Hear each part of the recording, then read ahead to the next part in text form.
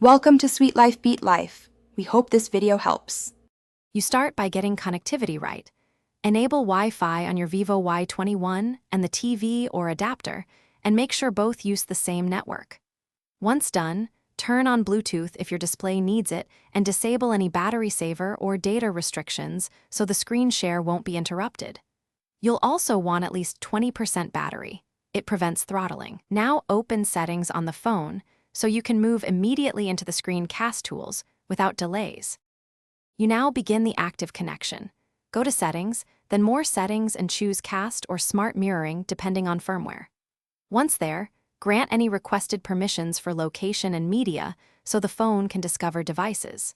Make sure the TV or adapter is in pairing mode. Tap the device name shown on your Vivo Y21.